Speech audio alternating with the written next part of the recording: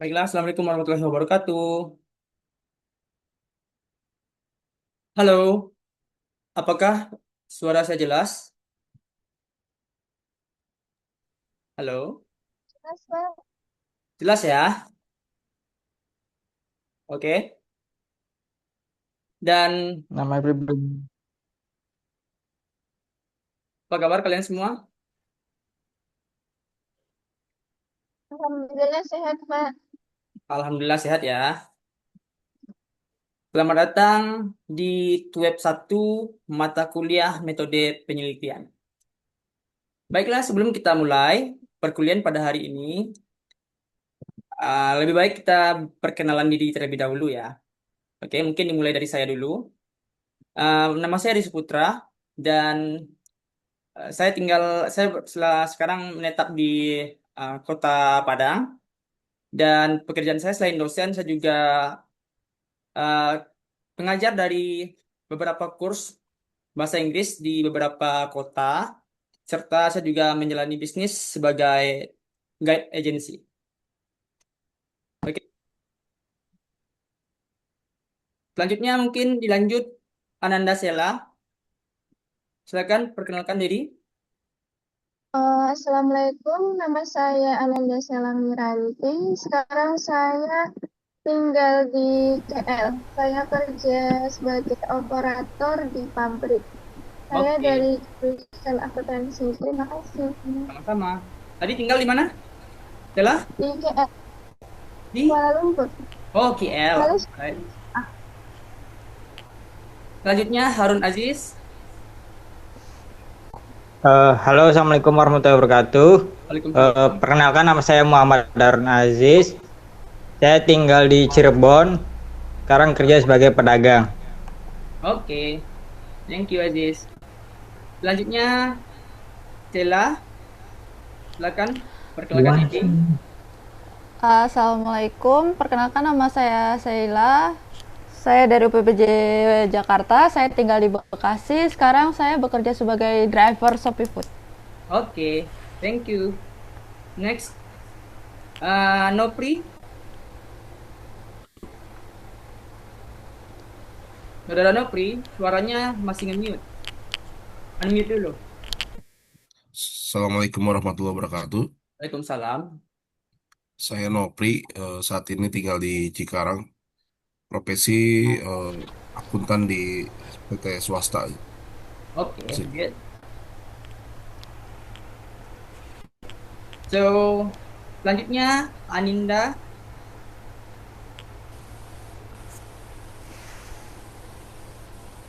Suaranya nggak kedengar. Suaranya coba connect dulu mikrofonnya. Klik lambang mikrofon di Zoom meeting tersebut, habis itu connect to computer. Klik dulu lambang mikrofon. Setelah itu connect to computer. Mungkin audionya belum terkoneksi dengan komputer.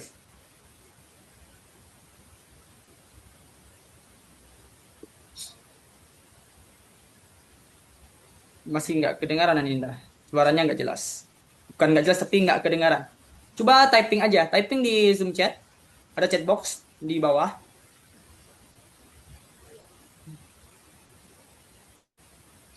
Oke.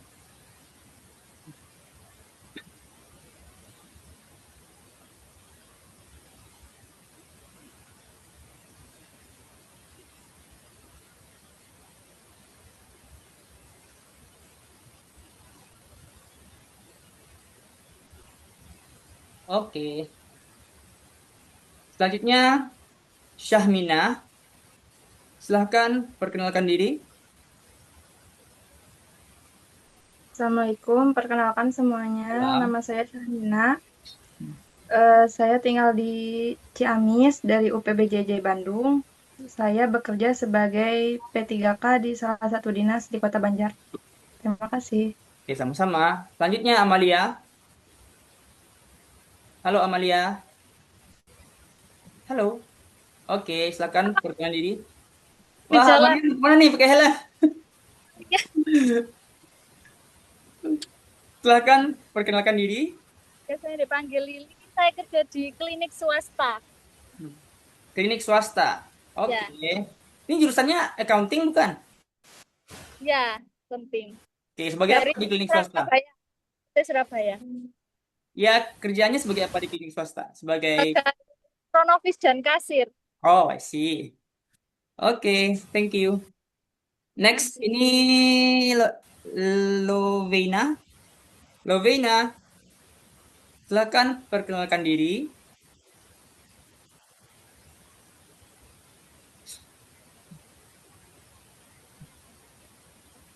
Eh, Perkenalkan, Assalamualaikum warahmatullahi wabarakatuh.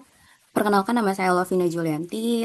Saya merupakan mahasiswa akuntansi di Universitas Terbuka dengan UPJJ Jakarta, dan saat ini saya bekerja sebagai pricing staff di perusahaan ekspor impor. Terima kasih. Oke, terima kasih. Sama, oke. Eh, baiklah, sebelum kita memulai perkuliahan dan membahas tentang topik di web satu ini, sebelumnya saya ingin bertanya siapa yang usianya lebih dari 32 tahun?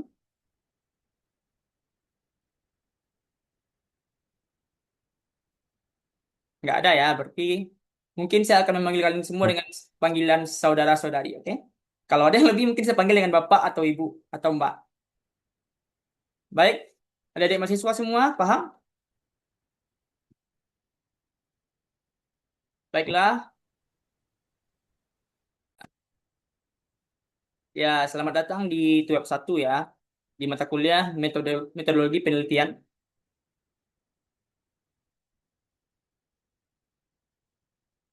Oke, jadi pertama-tama kita akan membahas tentang alur dari perkuliahan kita selama satu semester atau 8 minggu.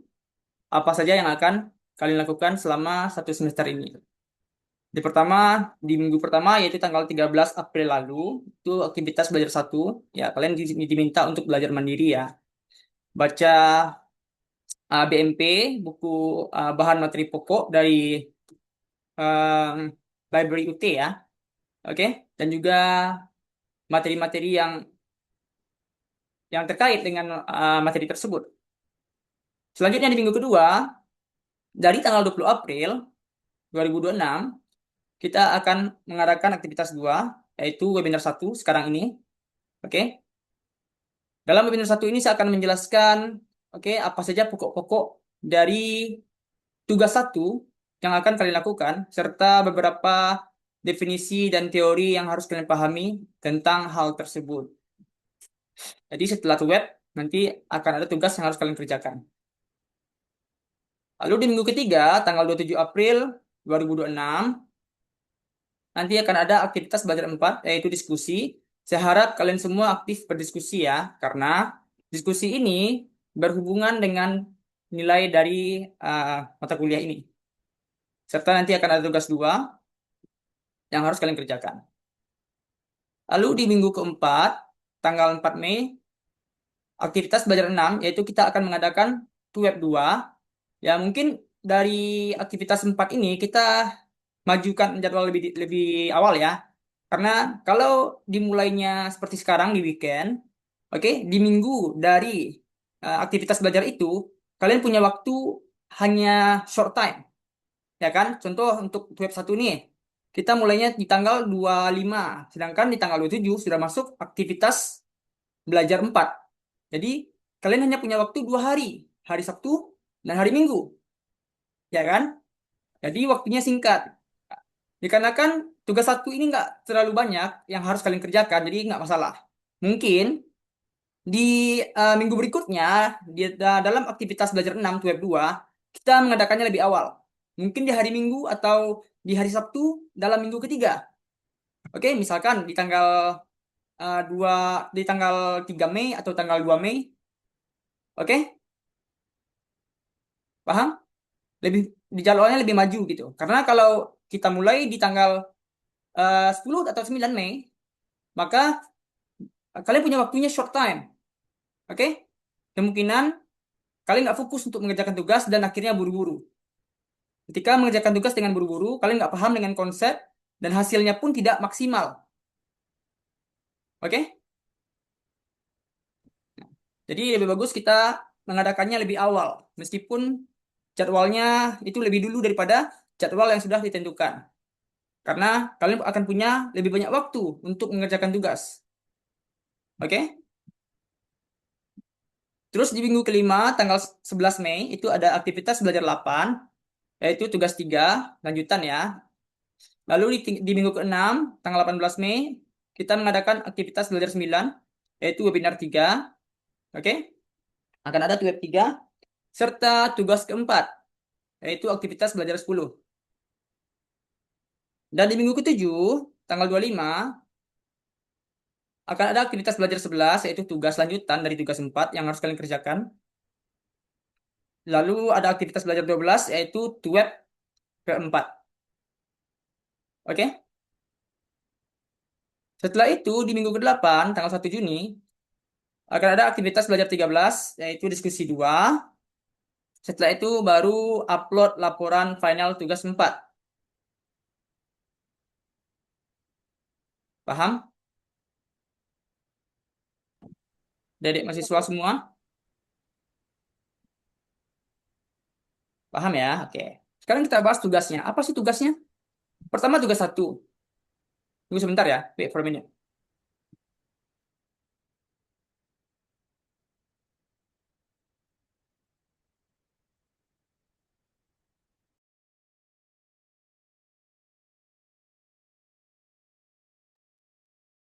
Pertama tugas 1.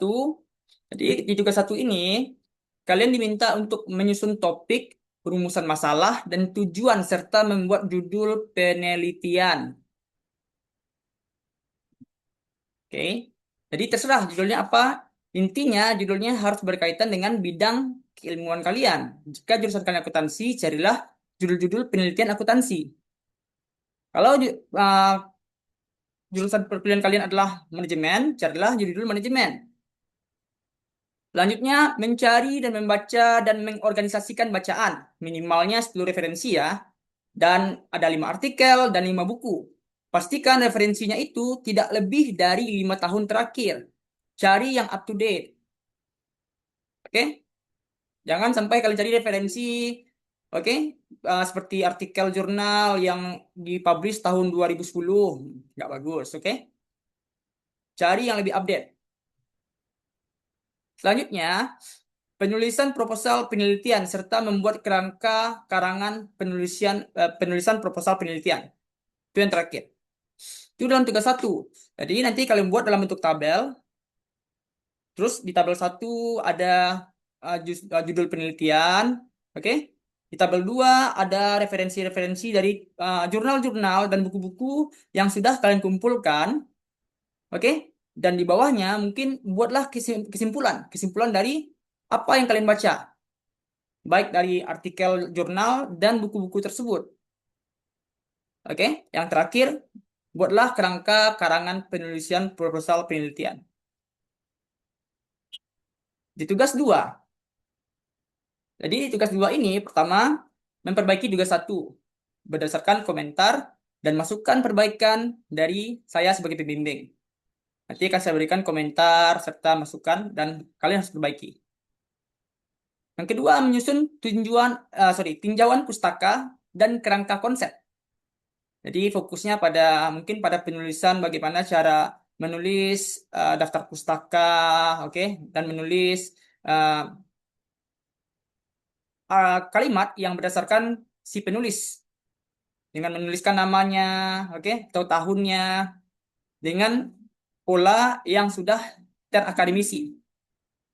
Lalu mengembangkan dan menulis proposal penelitian berdasarkan kerangka karangan yang telah ditetapkan, oke, yang telah diperbaiki.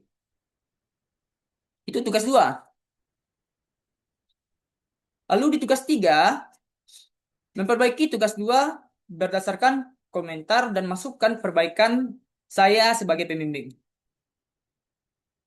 Oke. Setelah itu, kalian diminta untuk menyusun definisi operasional atau skema kode awal, serta mengunggah draft proposal penelitian yang telah diselesaikan dalam laman tutorial. Dan di tugas 4, nanti kalian diminta untuk memperbaiki draft proposal yang sudah diunggah dengan memperhatikan komentar dan masukan perbaikan dan dari tutor atau pembimbing, yaitu saya sendiri. Selanjutnya, menambahkan teknik analisis data di bagian metode, serta mengunggah proposal penelitian yang telah diperbaiki untuk memperoleh penilaian atau penskoran akhir dari pembimbing. Paham, adik-adik semua? Clear ya? Jadi tugas satu nanti, jangan jangan kirimkan proposal bab 1 sampai bab 3, oke? Tapi kirimkanlah sesuai dengan instruksi tugas satu. Apa judulnya? Lalu apa referensi yang kalian dapatkan dari judul tersebut? Buatlah kesimpulannya, oke?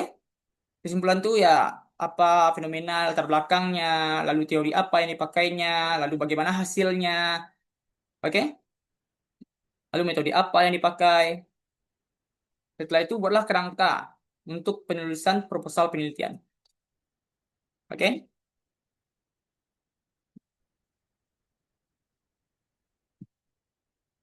Baiklah, selanjutnya kita akan membahas tentang jenis metode penelitian. Ada yang pernah mengetahui tentang jenis metode penelitian?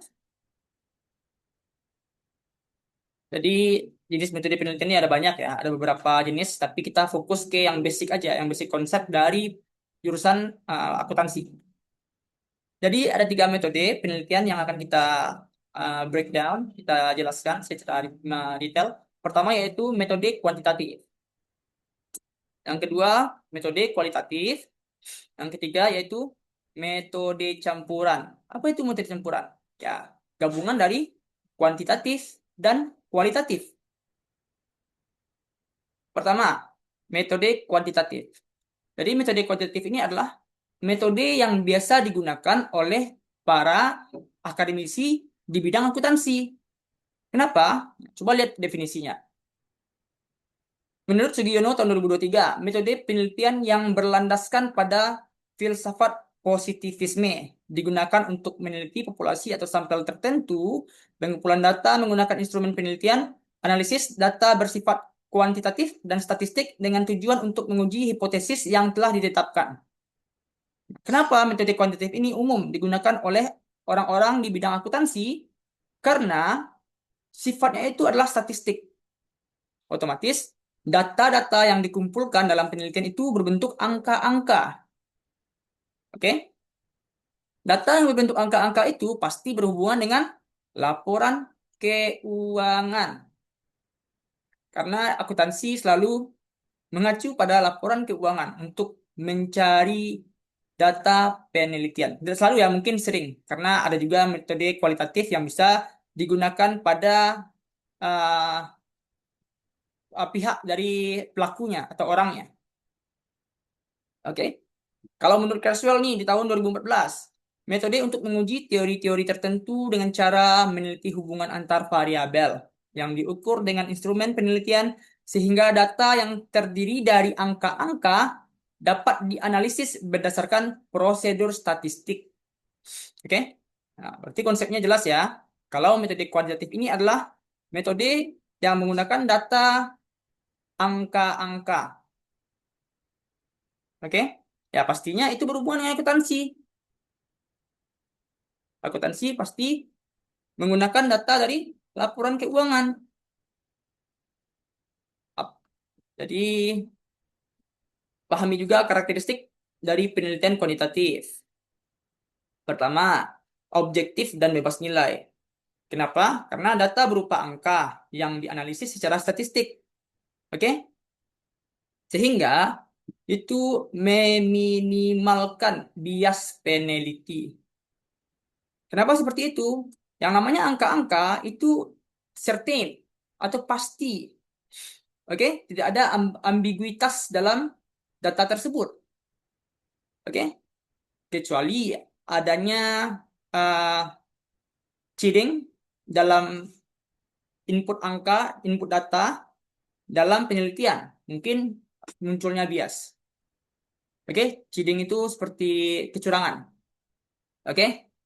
Kebanyakan banyak mahasiswa ketika dia meneliti dari beberapa variabel, Dan ketika hasilnya muncul, ada variabel yang diteliti itu tidak berpengaruh gitu. Tidak ada kontribusinya. Nah, sehingga apa? Tidak ada kontribusi sehingga mereka akan berusaha mencari cara supaya penelitian itu lanjut. Karena apa? Karena kalau dia ulang dari awal, maka akan butuh waktu. Sehingga mungkin akan mendelay wisudanya jadi lama gitu. Sehingga apa yang dilakukan kebanyakan mahasiswa? Ya, pasti dengan cara merubah angka-angka yang ada dalam data penelitian tersebut. Jika itu yang dilakukan, itu namanya bias. Oke? Karena adanya kecurangan. Jadi jangan dilakukan hal seperti itu. Ya, maka pastikanlah sebelum kalian melakukan penelitian, oke? Pastikan dari referensi-referensi terlebih dahulu dulu. Apakah penelitian sebelumnya ada yang menemukan itu berpengaruh atau tidak, atau berkontribusi atau tidak, sehingga kalian bisa research ulang lagi. Supaya apa? Supaya nanti ketika kalian meneliti, kalian mendapatkan hasil yang merupakan lanjutan atau pembaruan dari hasil sebelumnya. Oke? Yang kedua, terstruktur dan spesifik. Jadi, metode kuantitatif ini terstruktur ya dan spesifik karena kita harus menentukan desain, subjek, lalu instrumen penelitian yang ditentukan secara rinci sejak awal. Oke? Nah, jadi pas di awal kalian melakukan penelitian untuk metode kualitatif, kalian sudah tahu nih desainnya apa, subjeknya apa, misalkan subjeknya penelitian yang dilakukan pada perusahaan manufaktur misalnya, oke? Dan implementasi penelitiannya sudah ditentukan sejak awal. Pakai apa? Metode deskriptif, kualitatif, dengan SPSS. Oke, datanya, data keuangan. Oke, dari variabel ini A, B, C. Jadi semuanya sudah ditentukan di awal. Selanjutnya, pengujian hipotesis. Nah, jadi kuantitatif ini bertujuan untuk menguji teori melalui hipotesis yang diajukan. Jadi bukan membangun teori baru. Oke? Jadi biasanya mahasiswa S1 ini hanya melakukan research ulang dari penelitian sebelumnya dengan mengupgrade mungkin dari tahunnya, dari objek penelitiannya. Oke? Itu harus diupgrade sehingga akan muncul keterbaruan. Oke? Apakah hasilnya masih sama, mensupport atau berbeda? Oke? Nah, kenapa berbeda? Mungkin ada timbul perbedaan ya, mungkin karena objek penelitiannya di sini lakukan hal yang berbeda dengan si A gitu. Atau dari tahunnya, fenomena di tahun sebelumnya itu bagus, tapi yang tahun sekarang itu jadi nggak bagus gitu. Oke? Lalu sampelnya itu representatif. Dalam metode kualitatif, oke, kita diminta untuk menggunakan teknik sampling untuk mengambil sampel besar dari populasi agar hasil dapat digeneralisasi. Misalkan dalam laporan keuangan, oke, kan ada banyak tuh perusahaan manufaktur, oke, perusahaan dagang, jasa, kan banyak, oke. Jadi untuk meminimalisir hasil yang terlalu ngambang dan general gitu, kalian ambillah spesifik samplingnya, misalkan tentukan aja dari perusahaan manufaktur saja, ya kan? Nah setelah itu apalagi, misalkan dari perusahaan manufaktur yang memiliki keuntungan misalnya yang nggak untung nggak usah dimasukkan itu misalkan, oke. Jadi ada teknik untuk mengambil sampel. Jadi populasi itu adalah keseluruhan data, sampling itu adalah, oke, inputnya yang ingin kalian teliti. Jadi tidak populasi itu yang kalian teliti, tapi sampelnya, sampel dari populasi. Setelah misalkan populasinya ada 1.000, tapi setelah kalian menggunakan teknik sampling, dapatlah sampel yang ingin diteliti itu sebanyak 600. Karena apa? Karena beberapa kategori seperti, oke, membuang perusahaan yang bukan manufaktur, membuang perusahaan yang tidak menguntungkan gitu. Oke? Nah, atau dari kategori yang punya auditor eksternal, membuang perusahaan yang tidak menggunakan auditor eksternal gitu. Oke? Itu contohnya. Jadi dapatlah sampling yang akan kalian teliti. Selanjutnya yang kelima yaitu analisis statistik. Jadi setelah menempatkan data-data tersebut, Data numerik diolah menggunakan prosedur statistik untuk menguji hubungan antar variabel. Jadi kalau untuk hal tersebut menggunakan alat statistik ya, alat analisis seperti SPSS. Ya, mungkin ada yang pernah tahu SPSS itu adalah alat analisis seperti SEM, Smart PLS, EViews, oke? Itu semuanya bisa digunakan dalam mengolah data. Selanjutnya, prosesnya deduktif. Dimulai dari teori. Jadi tentukan dulu teorinya apa. Misalkan teori agensi. Oke, adanya kepentingan antara si agen dan si manajer, yaitu investor dan manajer perusahaan. Sehingga terjadinya ketimpangan informasi. Oke, nah, dan dilakukanlah penelitian dari beberapa variabel untuk menentukan apakah dari hasil itu sesuai dengan teori yang ada. Oke, nah, lalu menuju pengumpulan data dan diakhiri dengan kesimpulan yang mengkonfirmasi atau menolak teori. Selanjutnya, replikabilitas. Ini harus dipahami. Prosedur yang sistematis memungkinkan penelitian diulang oleh peneliti lain yang hasilnya itu konsisten. Oke? Jadi, yang saya bilang tadi, metode kuantitatif ini adalah replikabilitas. Kalian meresearch ulang penelitian yang pernah dilakukan yang merupakan minat Anda gitu. Misalkan kalian tertarik dengan return saham. Kenapa kalian tertarik dengan return saham? Karena fenomena yang terjadi saat ini banyak anak muda, orang-orang berinvestasi kan. Oke? Nah, cari tahulah kenapa return saham itu kenapa fenomena return saham itu menjadi boom gitu. Nah, lalu carilah referensi sebelumnya. Oke? Nah, apa yang mempengaruhi si return saham ini? Ternyata dari sebelumnya ada beberapa variabel. Lalu kalian ambillah variabel-variabel tersebut dan diteliti ulang lagi. Benar nggak si variabel A, B, C tadi yang ingin kalian teliti itu berpengaruh ke return saham? Oke? Nah, tapi perbedaannya adalah penelitian yang kalian lakukan ini mungkin di perusahaan yang berbeda atau di tahun yang berbeda. Itulah penelitian dengan metode kuantitatif. Apakah suara saya jelas? Adik mahasiswa? Is my voice clear?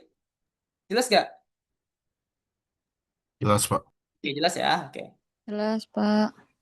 Selanjutnya, kita pahami metode kualitatif. Oke. Apa itu metode kualitatif? Nah, metode penelitian yang digunakan untuk meneliti pada kondisi objek yang alamiah, di mana peneliti merupakan instrumen kunci. Analisis data bersifat induktif dengan hasil penelitian yang lebih menekan pada makna daripada generalisasi. Dan metode kualitatif ini juga merupakan prosedur penelitian yang menghasilkan data deskriptif berupa kata-kata tertulis atau lisan dari orang-orang atau perilaku yang dapat diamati. Dengan demikian, pendekatan ini diarahkan pada latar dan individu tersebut secara holistik utuh. Jadi, metode ini berbeda dengan metode kuantitatif. Jadi, metode kualitatif ini lebih tepatnya metode lapangan.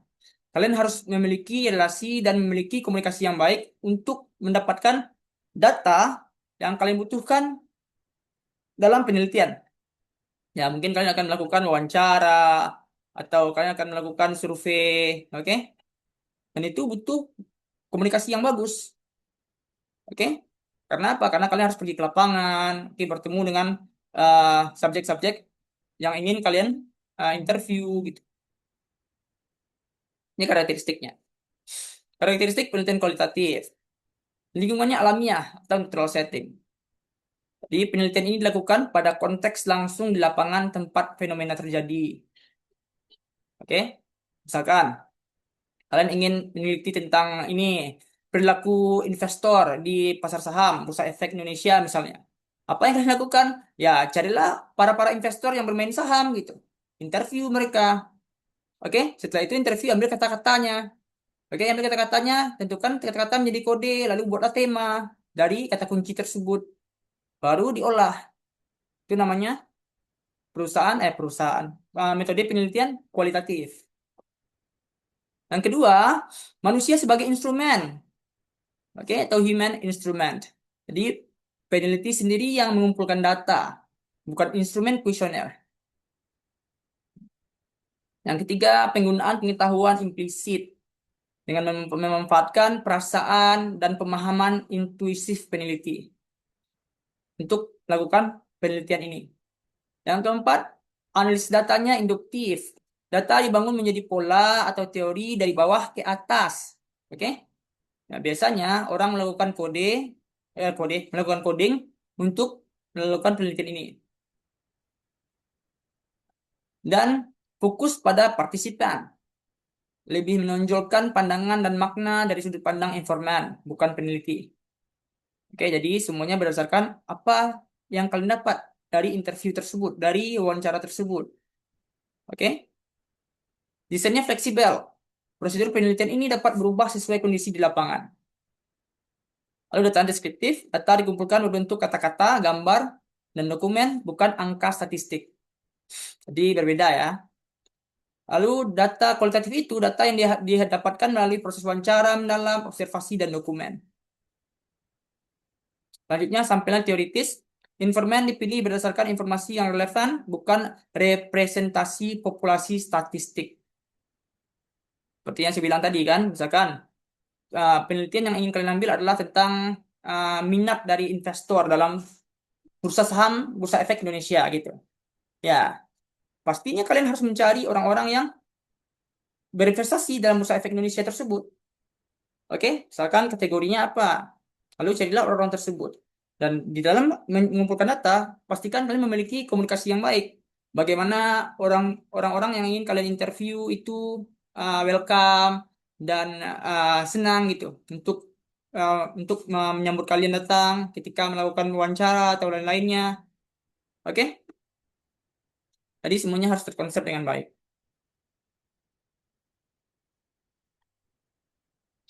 Selanjutnya penelitian campuran.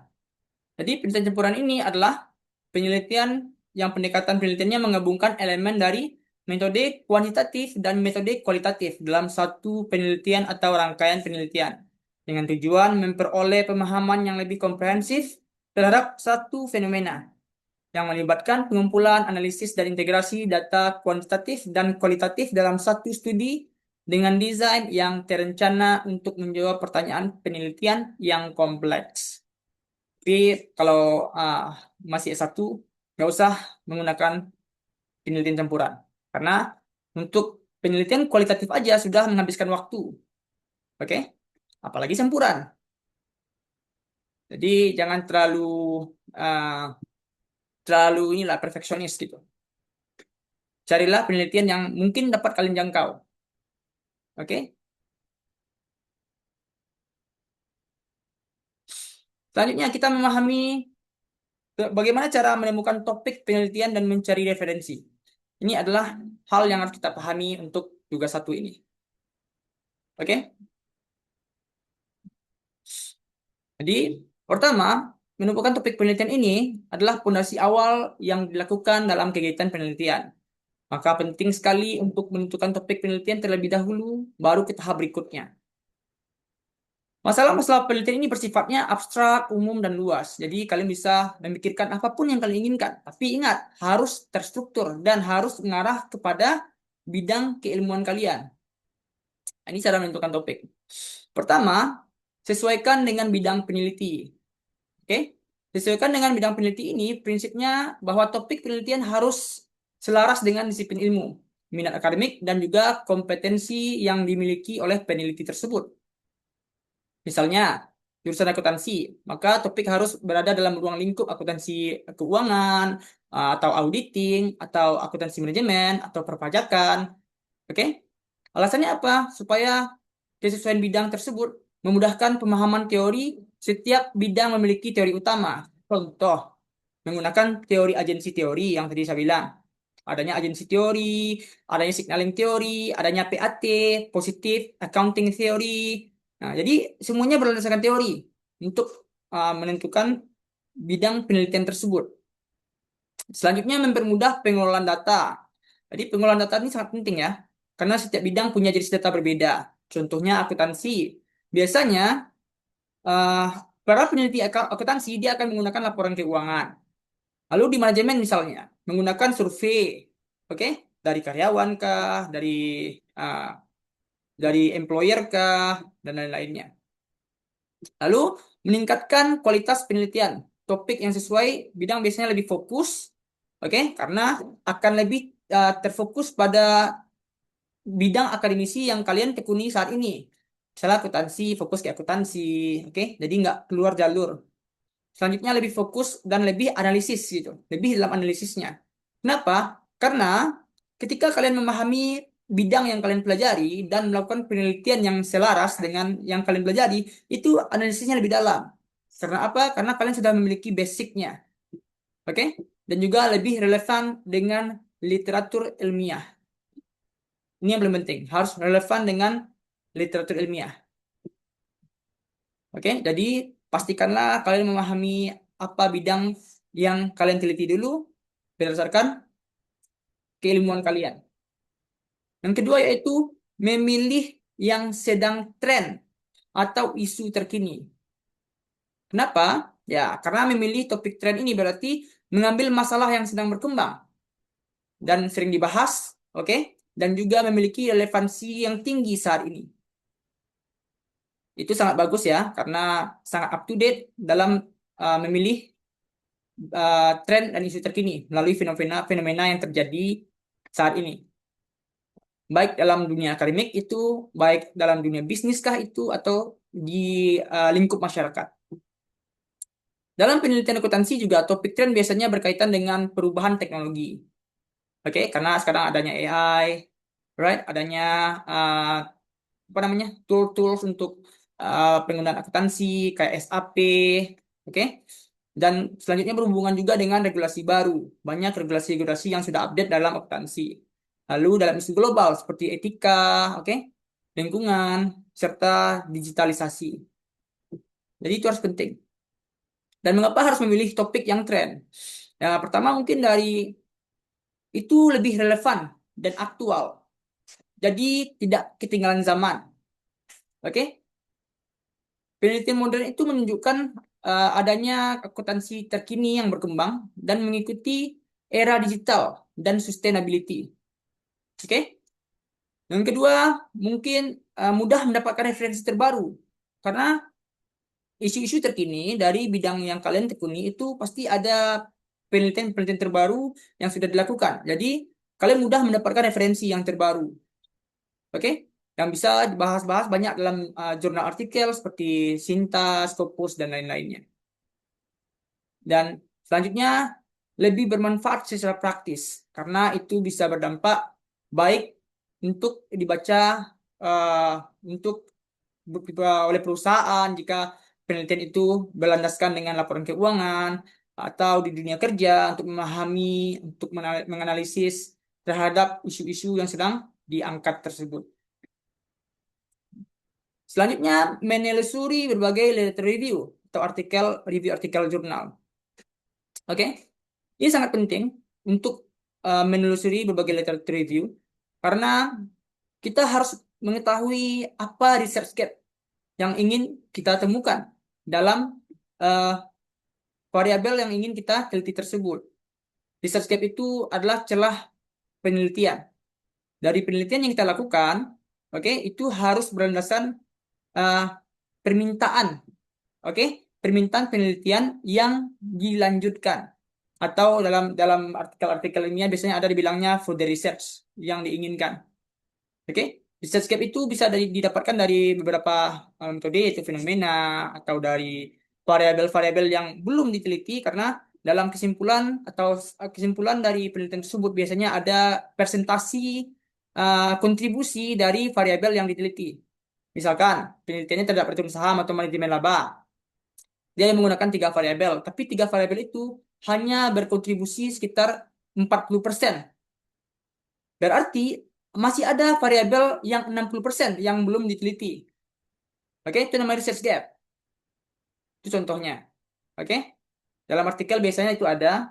Nah, jadi kalian harus pahami konsep tersebut dan carilah variabel-variabel yang mungkin masih berpengaruh dengan si variabel dependen ini. Variabel yang menjadi variabel kunci dalam penelitian. Selanjutnya, menentukan variabel penelitian itu membutuhkan mungkin tepat untuk mengetahui hubungan antar variabel. Oke, jadi ketika kita menelusuri literatur review ini, kita bisa mengetahui variabel-variabel apa yang pernah diteliti, sehingga kita memahami ini berhubungan dengan ini berhubungan dengan ini gitu. Oke, ini berpengaruh dengan ini, yang A berpengaruh dengan B, yang B berpengaruh dengan A gitu. Jadi kalian bisa meresearch ulang, oke, sehingga kalian dapat gambaran apa yang ingin kalian teliti. Contohnya, oke, return saham, misalnya ambil lagi return saham ya. Misalkan return saham ini ROA, ROI, misalnya tahu kan ROA, ROI, ROE. Nah, misalnya di penelitian sebelumnya mengatakan bahwa ROA, ROI, ROE itu berpengaruh atau leverage berpengaruh pada return saham misalnya. Oke, berarti kan kalian punya gambaran. Oh, ternyata udah ada nih bahwa si ROA, ROE analisis keuangan ini berpengaruh terhadap return saham. Nah, carilah alasannya kenapa dari research tersebut. Maka kalian akan mendapatkan pedoman, oke, untuk memahami konsep tersebut. Supaya apa? Supaya dalam melakukan penelitian kalian sudah memiliki konsep yang akan dilakukan terhadap si variabel dependen kalian ini. Oke? Atau terhadap variabel yang akan kalian teliti ini.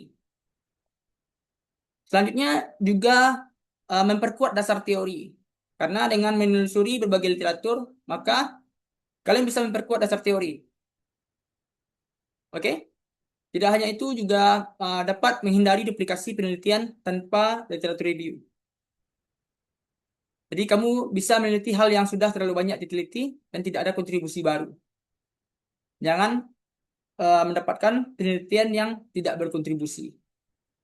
Makanya di awal di setup dulu, di desain up, ditentukan dan dipikirkan secara matang sebelum melakukan penelitian dari referensi-referensi yang kalian baca. Seperti yang saya bilang tadi, karena jika penelitian yang kalian lakukan itu tidak ada hasilnya atau hasilnya itu tidak ada kontribusinya, oke, maka itu tidak layak disebut dengan hasil penelitian. Meskipun kalian melakukan penelitian tapi nggak ada hasilnya. Makanya tentukanlah terlebih dahulu dari referensi-referensi yang kalian baca, oke, atas variabel-variabel yang ingin kalian lakukan. Supaya apa? Supaya nanti ketika dianalisis ada hasilnya. Oke? Selanjutnya lakukanlah brainstorming. Jadi brainstorming ini adalah proses menghasilkan, mengembangkan, dan mengeksplorasi ide-ide penelitian yang bebas sebelum menentukan topik final, topik penelitian tersebut. Tadi brainstorming dulu. Oke? Kenapa? Tujuannya adalah untuk menghasilkan banyak alternatif topik. Jadi ketika kalian brainstorming banyak muncul-muncul pertanyaan. Oke? Dari pertanyaan tersebut kalian akan melakukan research. Oke? Mencari dan akan menemukan banyak alternatif topik yang ingin kalian angkat. Dan juga menemukan ide yang unik mungkin. Dan juga menghubungkan teori dengan fenomena nyata.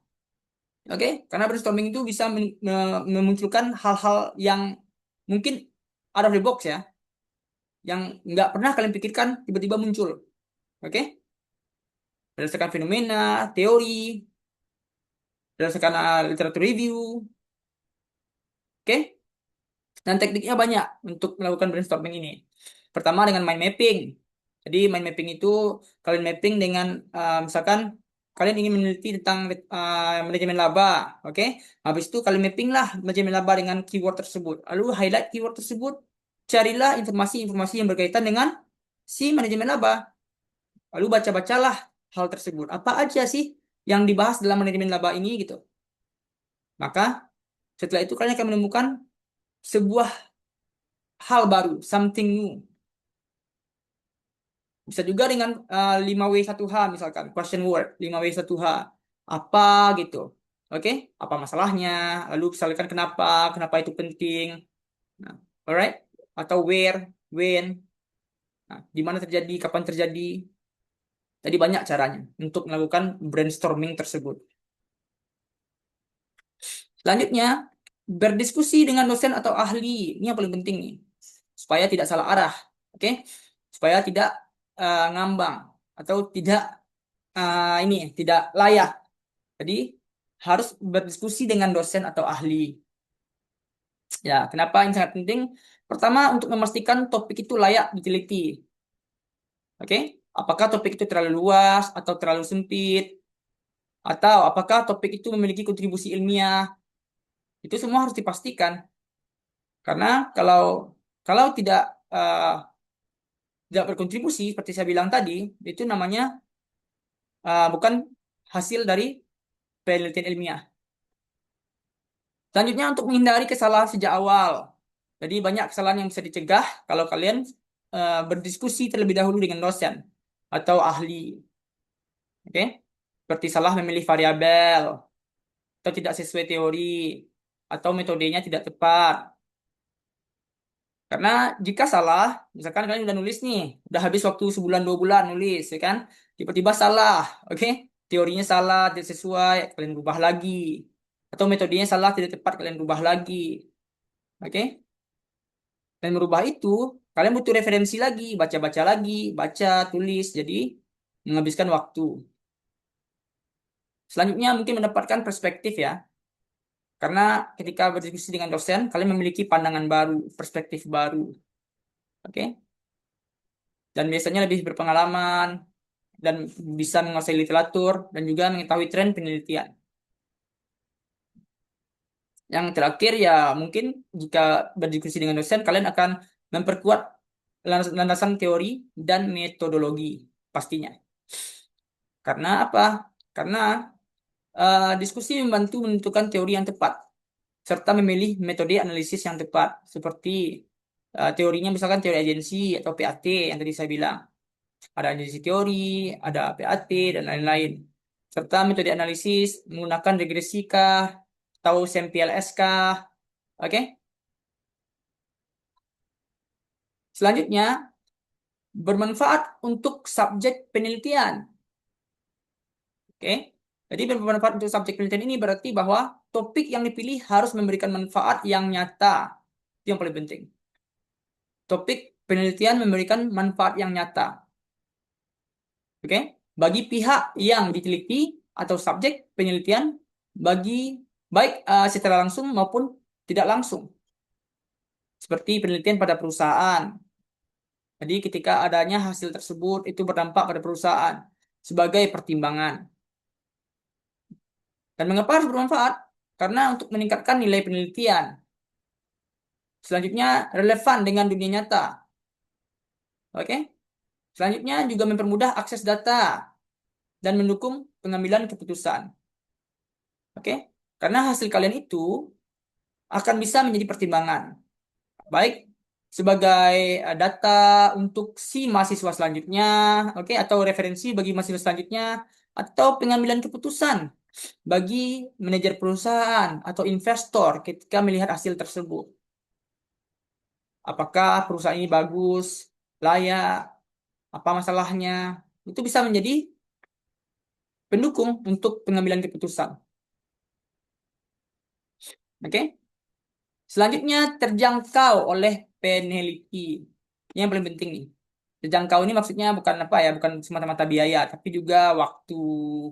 Oke? Karena topik penelitian harus realistis dan dapat dilaksanakan sesuai dengan keterbatasan peneliti itu sendiri. Ya, seperti yang saya bilang tadi, adanya waktu, adanya biaya, adanya pengaksesan data, yang terkadang data itu susah untuk diakses. Oke? Kadang mudah. Oke, dan juga kemampuan dari metodologi masing-masing peneliti. Dan mengapa keterjangkauan peneliti ini penting? Ya, pertama yaitu menjamin si peneliti itu bisa untuk menyelesaikan penelitiannya. Banyak para peneliti gagal ya karena tadi data tidak tersedia, waktunya tidak cukup, sehingga adanya tambahan additional time. Oke, sehingga kalian lama untuk menyelesaikan penelitian dan menunda wisuda. Oke, terkadang metodenya terlalu sulit. Oke, pahamilah konteks-konteks yang harus kalian lakukan. Jangan hanya melihat, oh ini bagus nih, oh ini bagus nih gitu. Tapi kalian nggak paham apa yang harus dilakukan dari hal yang bagus tersebut. Oke? Misalkan kalian ingin melakukan penelitian manajemen laba. Oke? Ketika kalian melakukan manajemen laba, perhatikan rumusnya. Apa rumus untuk mencari angka manajemen laba tersebut? Nah, setelah kalian lihat rumusnya kan panjang tuh manajemen laba. Paham nggak? Paham nggak dengan rumus tersebut? Yang kedua, tahu nggak data-data angka-angka yang akan diinput ke dalam rumus tersebut sehingga mendapatkan hasil manajemen laba tersebut? Itu dipahami. Oke? Kalau kalian nggak paham dengan konsep tersebut, ya pasti kalian melakukan penelitian asal-asalan atau data yang kalian input itu tidak sesuai dengan si literatur yang telah ditentukan. Oke? Selanjutnya yang mungkin menghindari topik yang terlalu ambisius ya, karena kebanyakan para para peneliti ini lebih perfeksionis dan pengen peneliti yang wah, tapi ketika melakukannya malah ngestak dengan berbagai macam kriteria. Oke, jadi hindari hal-hal tersebut. Seperti misalkan dia mau meneliti perusahaan di seluruh dunia misalnya. Oke, itu kan nggak masuk akal, ya kan? Bagaimana cara mengumpulkan data perusahaan seluruh dunia? Bisa, tapi berapa lama waktu yang diperlukan? Atau menggunakan metode yang belum dikuasai. Dia nggak paham dengan metode ini, tapi dia coba misalkan. Dia melakukan metode kualitatif atau eksperimen misalnya. Tapi dia nggak paham bagaimana cara menganalisisnya, bagaimana cara melakukannya, mengumpulkan datanya. Sehingga apa? Sehingga terjadilah stagnansi. Ketika terjadi stagnansi, ya penelitiannya nggak berlanjut. Oke? Ada dua pilihan. Apakah lanjut dengan belajar dulu, oke, belajar terlebih dahulu, pahami dulu, atau mundur dan melakukan penelitian baru yang sudah dipahami. Oke? Yang selanjutnya adalah mungkin menyesuaikan dengan kemampuan peneliti. Kalian harus paham dan sesuaikanlah dengan kemampuan kalian masing-masing. Supaya apa? Supaya tidak terjadi yang namanya, oke, uh, back down atau apa namanya? Ya, downgrade. Downgrade itu seperti kalian udah usaha nih, tapi hasilnya nggak ada. Alright? Jadi sia-sia semua usaha yang kalian lakukan, baik dari waktu, oke, dari usaha, dari minat, oke. Jadi pahami dengan baik. Selanjutnya, data mudah didapatkan. Ini paling penting nih, data mudah didapatkan. Nah, apa itu data mudah didapatkan? Ya data yang dibutuhkan dalam penelitian harus tersedia, dapat diakses, dan realistis untuk mengumpulkan. Oke, untuk dikumpulkan. Contohnya, dulu waktu saya S1, saya meneliti tentang ini, PAD, pendapatan asli daerah. Dan PAD itu tidak ada datanya di internet. Oke? Nah, sehingga apa yang saya lakukan, nah, kalau saya nggak melakukan pendekatan sosial, ya saya dulu pernah mengajukan magang di BPKA, BPKA, ya BPKA, dan disitulah saya melakukan pendekatan sosial, di mana saya berusaha untuk berkomunikasi dengan para office, oke, para pejabat yang ada di kantor tersebut, yang ada di bidang data penelitian yang ingin saya lakukan, oke. Nah, dulu saya pernah mendaftar magang di BPKA dan saya dapat di bagian pajak pertanahan, dan itu tidak sesuai dengan data yang ingin saya dapatkan. Nah, sehingga saya harus cari lagi informasi, oke, di departemen lain yang berhubungan dengan PAD tersebut.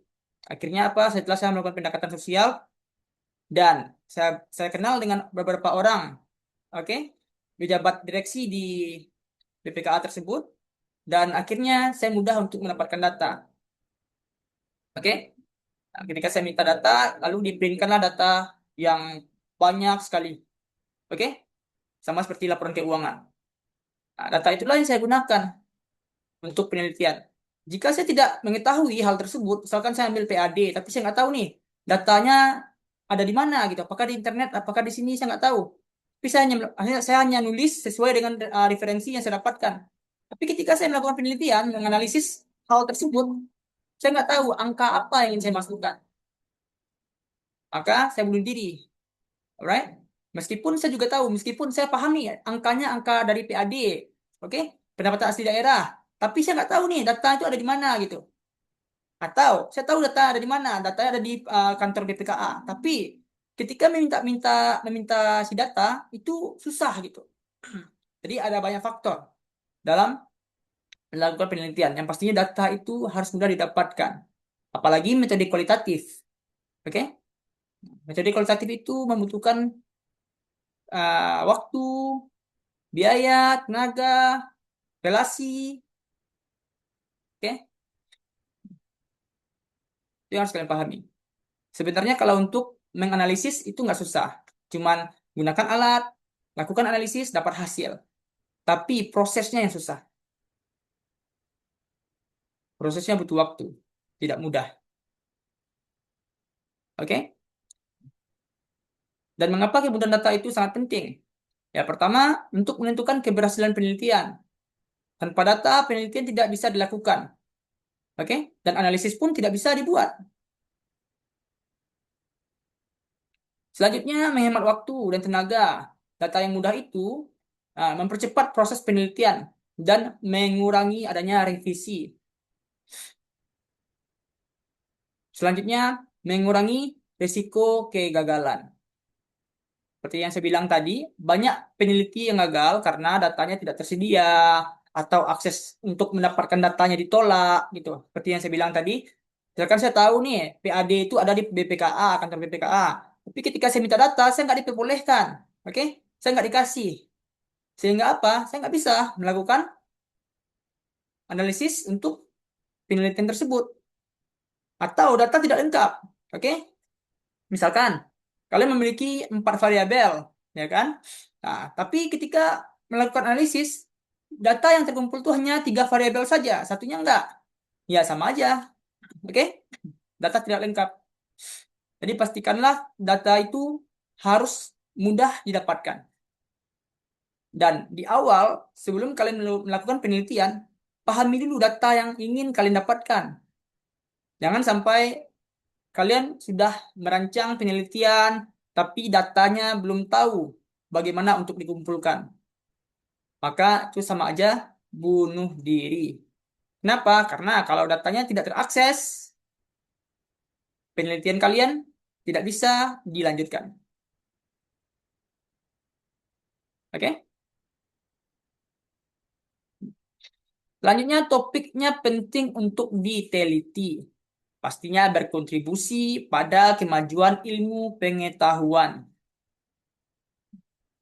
Topik yang penting untuk diteliti adalah topik yang memiliki nilai ilmiah atau adanya scientific value. Oke? Selain itu juga memberikan kontribusi baru mungkin seperti novelty. Novelty ini biasanya dilakukan oleh para mahasiswa-mahasiswa yang lebih lanjut seperti S2, S3 itu wajib ada novelty-nya. Oke, kalau untuk S1 ya cukup dengan scientific value saja, memiliki nilai ilmiah. Novelty itu adanya kontribusi baru, apa keterbaruan dari penelitian yang kalian lakukan. Selanjutnya, mendorong pengembangan teori, metode, dan praktek. Lalu mengapa? Oke, mengapa kontribusi ilmiah itu penting? Ya, pastinya untuk menjadi tujuan utama dalam penelitian di dunia akademik. Memberikan kontribusi bukan sekedar hanya tugas untuk menulis saja.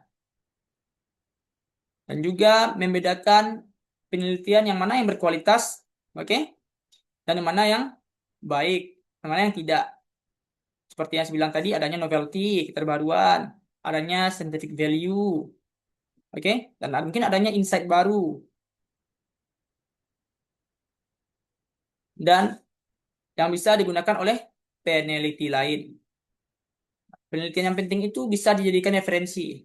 Kalau misalkan ketika nanti kalian sudah nulis dan banyak artikel jurnal yang kalian publish itu digunakan oleh orang-orang, oleh mahasiswa-mahasiswa selanjutnya, berarti, oke, penelitian kalian digunakan sebagai referensi.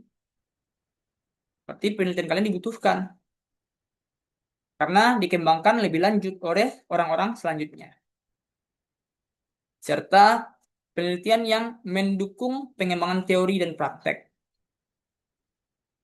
Kita harus pahami bahwa hasil dari penelitian itu harus memperkuat teori dan mengubah praktek yang ada dalam lingkup perusahaan atau bisnis sesuai dengan objek yang kalian teliti. Oke? Itu yang harus diperhatikan, berkontribusi. Selanjutnya, topik penelitiannya menarik. Nah, kenapa gitu? Karena itu adalah karena itu sangat penting untuk membangkitkan rasa ingin tahu yang relevan dengan isu nyata atau ya tren seperti yang saya bilang di awal, memiliki nilai akademik dan praktis dalam membuat peneliti lain termotivasi untuk menyelesaikannya. Oke? Mengapa harusnya menarik? Ya, pertama untuk meningkatkan motivasi kalian sebagai peneliti. Karena itu akan membuat kalian adik-adik mahasiswa lebih semangat untuk mengurangi rasa bosan dalam nulis. Oke? Karena uh, kebosanan dalam nulis itu akan muncul. Oke? Jadi ketika topiknya menarik, kalian akan melakukan banyak hal sehingga itu menjadi hal yang menyenangkan. Lalu yang kedua mungkin untuk mempermudah proses penelitian. Karena kalian akan lebih rajin membaca jurnal, right? Kalau topiknya menarik dan lebih mudah memahami konsep. Oke? Dan juga bisa menarik perhatian dosen juga penguji ketika kalian mempunyai topik yang menarik. Oke, topik yang up to date, yang out of the box. Ini juga bisa menarik dosen karena uh, lebih mudah disetujui gitu, lebih mudah untuk diterima. Selanjutnya, meningkatkan dampak penelitian. Pastinya topik yang menarik itu relevan dan banyak pihak yang sering membacanya untuk menggunakan topik tersebut dalam penelitian lebih lanjut. Oke, jadi pahamilah step tersebut. Cara menentukan topik penelitian. Jadi jangan asal-asal mulai untuk nulis. Karena kalau kalian mulai asal-asalan, ya akan ada stagnansi di pertengahan.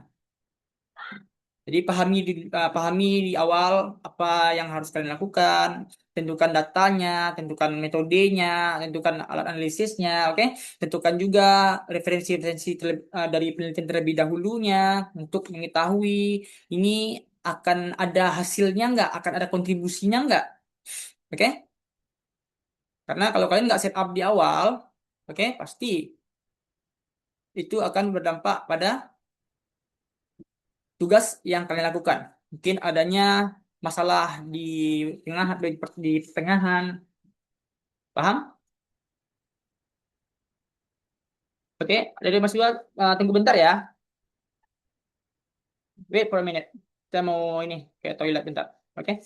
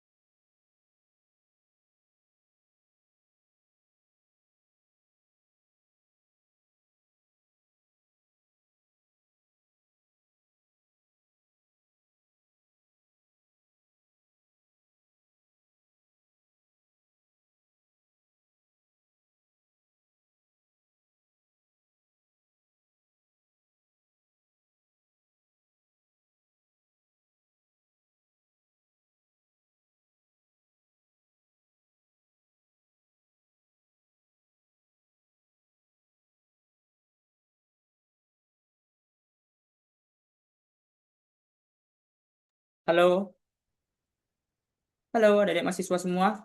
Sorry ya. Halo. Iya, Kak. Oke, apakah sudah sejelas? Oh, jelas. Alright, jelas ya. Tunggu dulu, saya ingin cek presensi dulu. Di e-learning nggak ada presensi ya?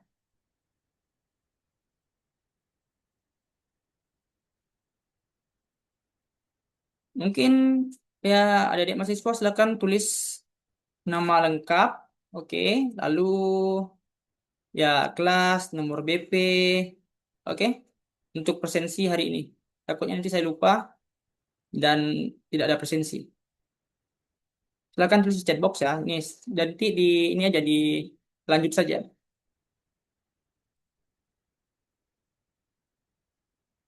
Silakan ketik absensinya di chat box.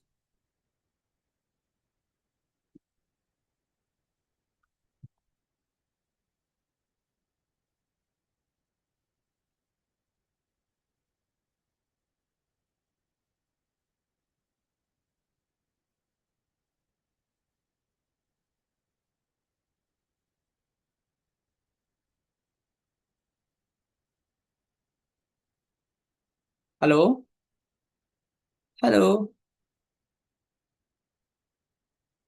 halo. Is my voice clear?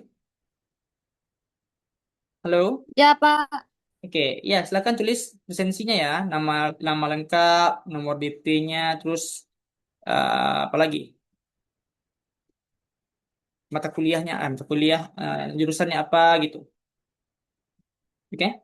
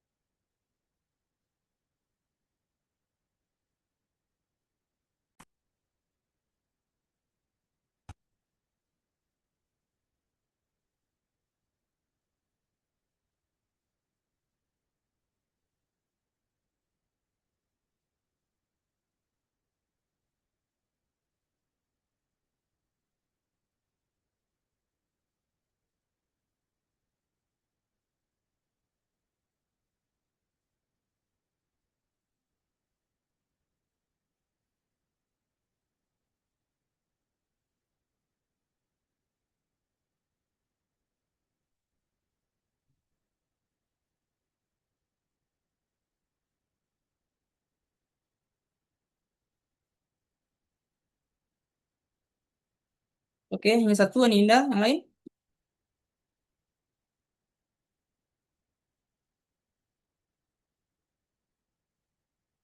Yang lain silakan ini ya, dikirim di chat box. Nanti akan saya input secara manual di e-learning.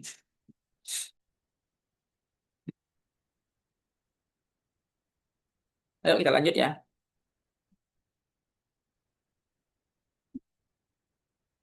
Selanjutnya kita memahami konsep dari proses penelitian setelah menentukan topik. Jadi apa saja yang harus kita lakukan? Yang pertama, identifikasi masalah penelitian. Itu langkah pertama. Oke? Itu adalah proses untuk menemukan, memahami, merumuskan, oke?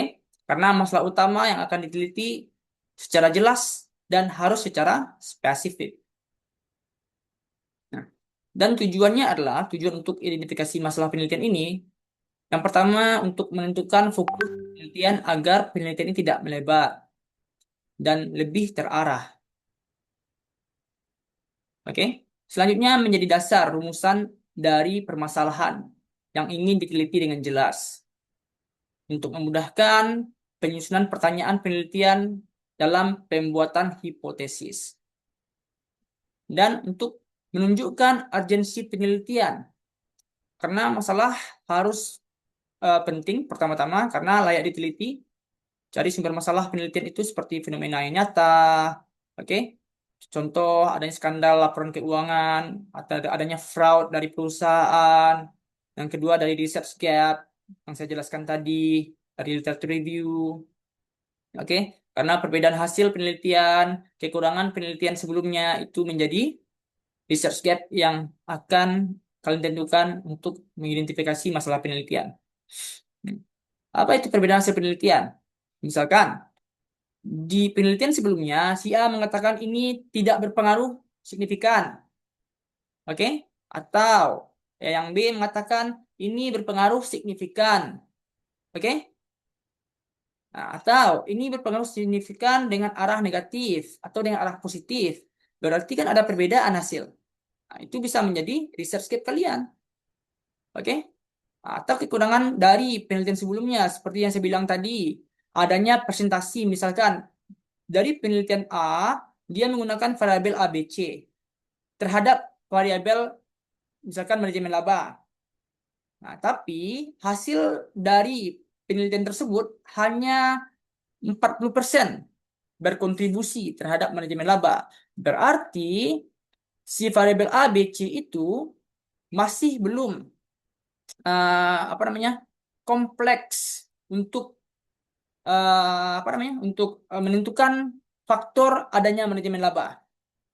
Oke? Sehingga masih ada 60% lagi variabel yang bisa kalian cari untuk diteliti. Itu bisa jadi research gap. Oke?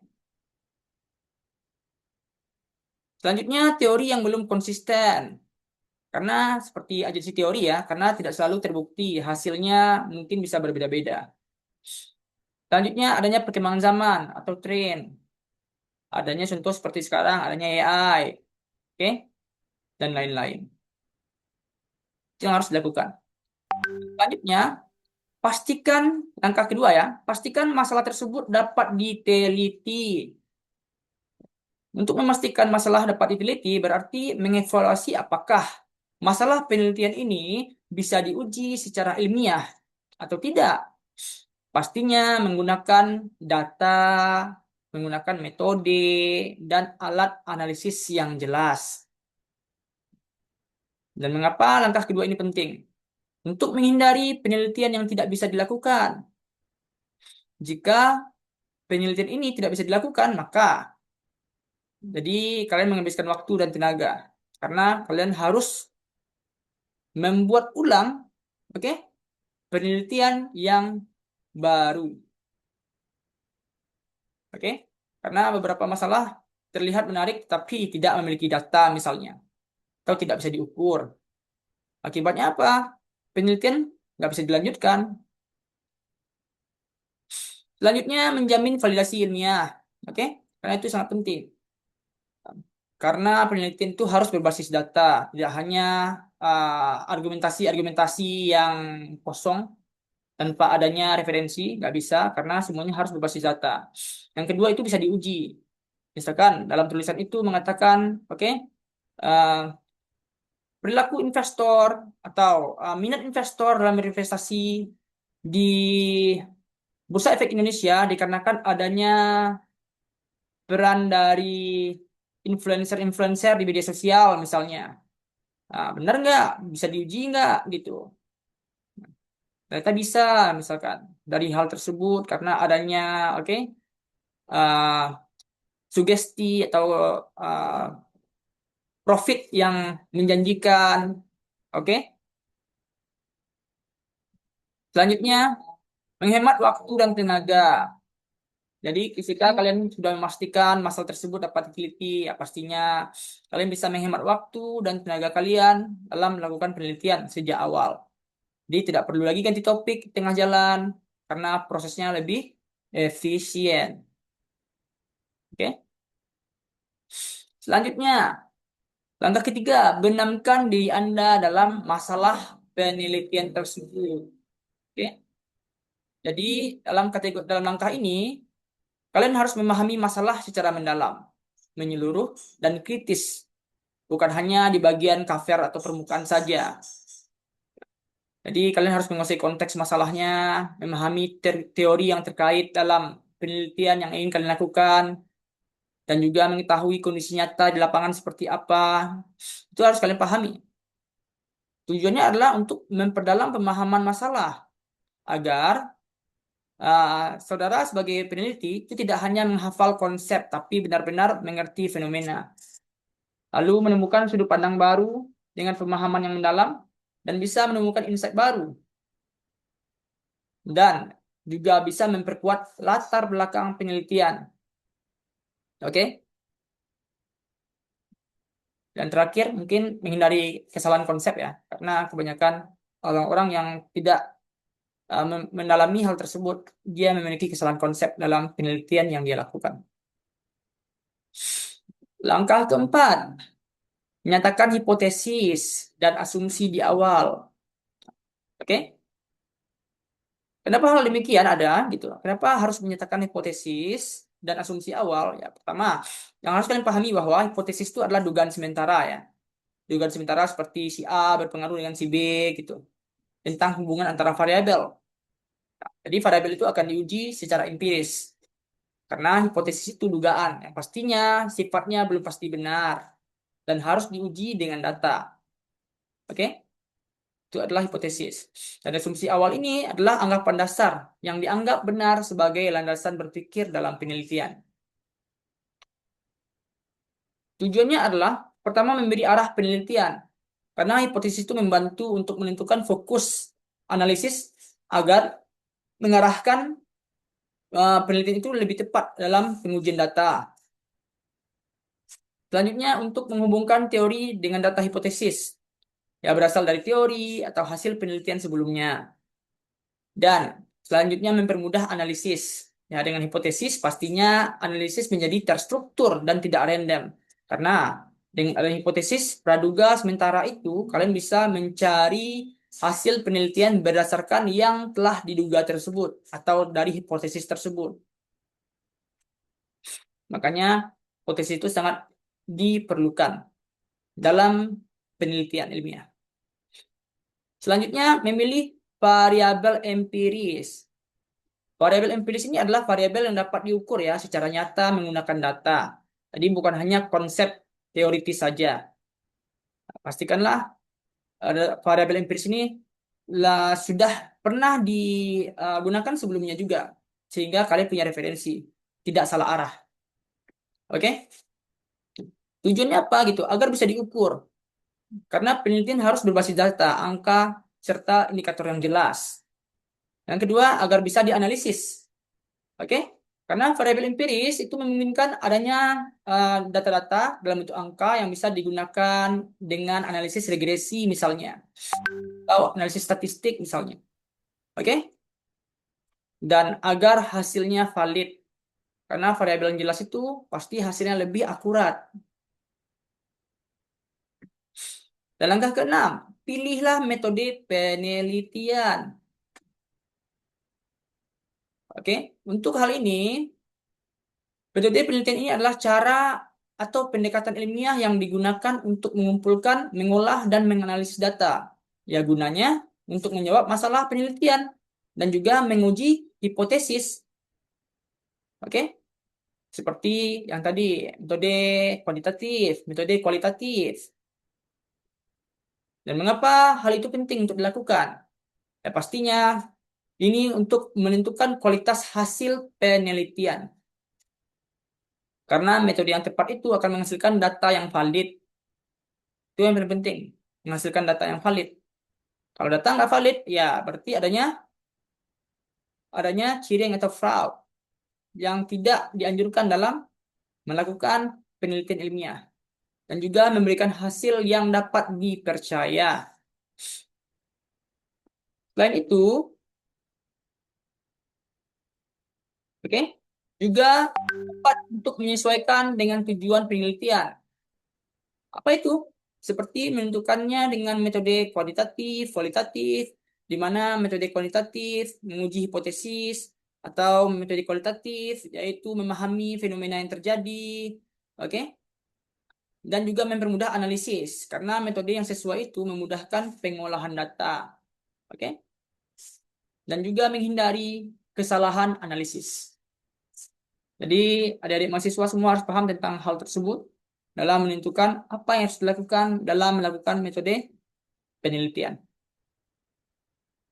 Dan selanjutnya, buat desain penelitian yang detail. Jadi desain penelitian ini digunakan untuk rencana menyeluruh atau bisa dibilang blueprint dalam penelitian. yang menjelaskan bagaimana penelitian akan dilakukan dari awal sampai akhir. Oke, seperti menjawab beberapa pertanyaan, data apa yang digunakan, dari mana sumbernya, lalu bagaimana cara mengumpulkan dan menganalisisnya. Oke, itu harus di set up dalam desain penelitian. Tujuannya apa? Agar memberikan arah yang jelas, supaya tidak membingungkan dan terstruktur. Dan memastikan konsistensi, karena semua bagian harus selaras dari topik, variabel, dan metodenya. Oke, dan mempermudah pelaksanaan dengan desain yang jelas. Karena penelitian lebih cepat dan minim kesalahan. Selanjutnya, kumpulkan data. Langkah ke-8 itu kalian kumpulkan, jadi semua kumpulkan data. Karena pengumpulan data itu adalah proses mengambil, menghimpun, dan menyiapkan data yang dibutuhkan untuk menjawab masalah penelitian yang telah kalian tentukan di awal, serta menguji hipotesis yang telah kalian tulis untuk praduga sementara. Tujuannya apa? Untuk mendapatkan informasi yang dibutuhkan. Data digunakan untuk menguji hipotesis. Oke, menjawab rumusan masalah. Dan juga menjamin validitas penelitian. Data yang baik itu akan menghasilkan analisis yang akurat. Jadi, kalau analisisnya akurat, maka datanya valid. Oke? Dan kesimpulannya juga dapat dipercaya. Selanjutnya, kalian pahami bahwa karena kalau penelitian tanpa data itu ya, tidak ada penelitian atau tidak ada hasil. Jadi, kalau tidak ada data, kalian harus mencari ulang judul yang akan diteliti.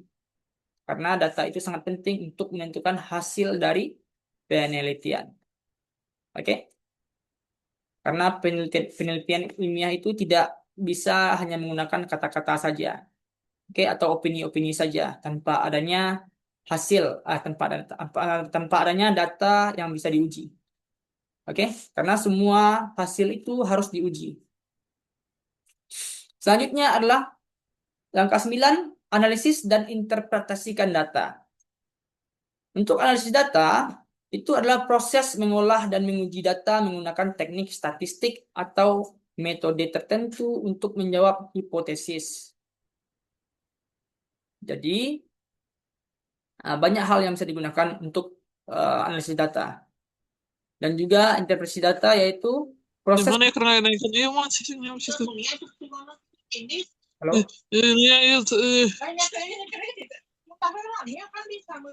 Halo? Buruk tuh mana motornya?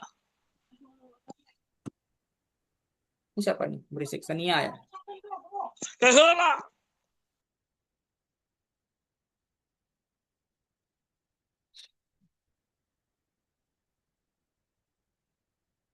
Oke. Dan interpretasi data itu adalah proses memberi makna terhadap hasil analisis sehingga dapat menjawab masalah penelitian. Karena analisis itu yaitu menghitung, menguji, oke, dan interpretasi itu menjelaskan makna dan hasil. Jadi tujuannya adalah untuk menguji hipotesis, apakah hipotesisnya diterima atau ditolak dari data yang dianalisis tersebut, lalu menjawab rumusan masalah, karena data digunakan untuk memberikan jawaban ilmiah, serta menarik kesimpulan. Oke? Karena hasil analisis menjadi dasar kesimpulan penelitian.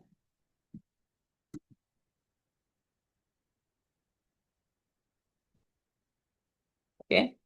Dan terakhir, langkah terakhir yaitu tulislah laporan.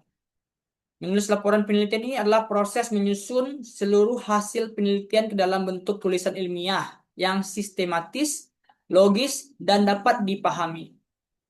Nah, tujuannya adalah untuk menyampaikan hasil penelitian agar para peneliti lain atau peneliti selanjutnya itu memahami penelitian dan mengetahui hasilnya. Serta sebagai dokumentasi ilmiah.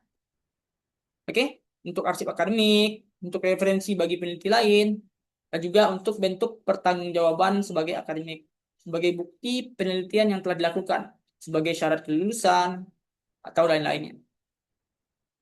Dan dari langkah ini, untuk mata kuliah metode penelitian, fokus kalian hanya sampai tahap 7 saja. Oke, tahap 1 sampai tahap 7. Selanjutnya, referensi penelitian. Oke, untuk referensi penelitian ini, referensi dalam penelitian merupakan sumber acuan yang digunakan untuk mendukung argumen, teori, atau hipotesis dalam karya ilmiah. Fungsinya apa? Fungsinya untuk meningkatkan kredibilitas dan validitas penelitian. Karena apa? Karena argumen yang ditulis atau kalimat yang ditulis dalam penelitian itu ada landasannya. Oke? Tidak hanya argumen dari penulis semata saja. Ini pentingnya referensi. Pertama, untuk menentukan dasar teori, lalu mengidentifikasi celah penelitian atau gap research, oke, research gap. Yang ketiga, membantu merumuskan hipotesis. Yang keempat, menunjukkan relevansi penelitian. Dan yang kelima, memperkuat metode penelitian. Selanjutnya, referensi penelitian. Cara memilih referensi itu ada beberapa cara. Yang pastinya gunakan sumber yang terpercaya, seperti jurnal ilmiah, buku akademik, konferensi ilmiah, dan lain-lain. Oke? Selanjutnya, gunakan database akademik, seperti Google Scholar, Scopus, Web of Science, Perpus Digital UT, dan lain-lain. Yang ketiga, pastikan literatur itu mutakhir minimal 5 tahun terakhir. Oke? Jangan sampai lebih dari 5 tahun. Lalu bacalah abstraknya untuk memahami isinya. Ini contoh-contoh dari logo ya, logo untuk mendapatkan referensi penelitian. Ada Elsevier, Sinta, oke, DOAG, oke, DOAG dan Skill Scholar. Kalian bisa akses websitenya untuk menemukan referensi yang kalian butuhkan. Lalu strategi mencari dan mengelola referensi.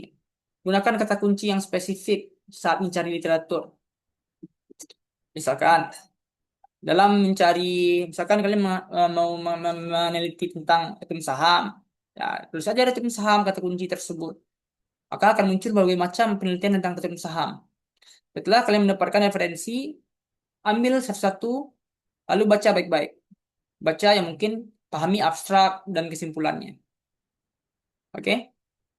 Kalau ingin mengetahui isinya secara keseluruhan.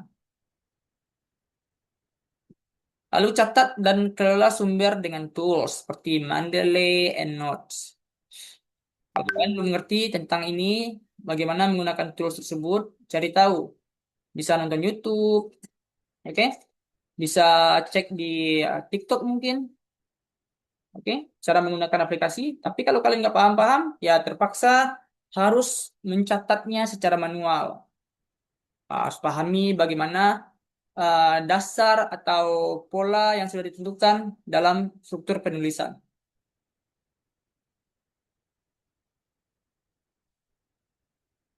Dan kesimpulannya adalah menentukan topik penelitian ini dan mencari referensi merupakan langkah awal yang krusial untuk memastikan penelitian relevan, fokus, dan manfaat dengan topik yang tepat dan referensi yang kuat.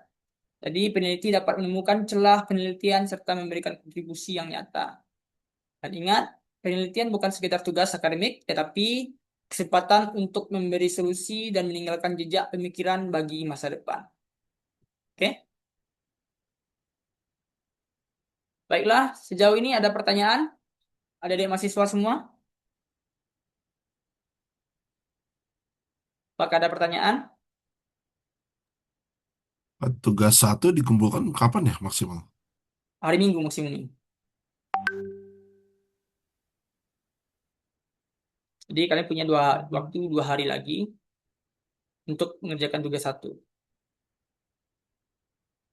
Mungkin saya akan berikan contoh layoutnya ya. Contohnya mungkin mengerjakan tugas satu seperti ini.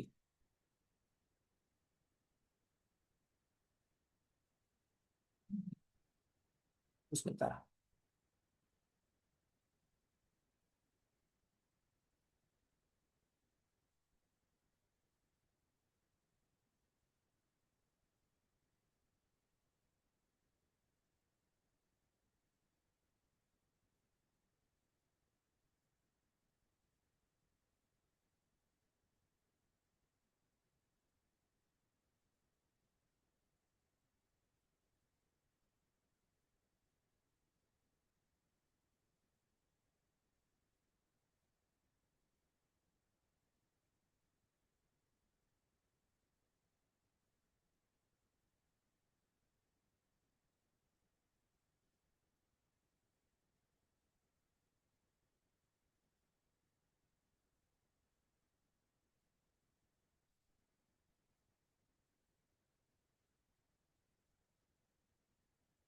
Oke, apakah ini jelas?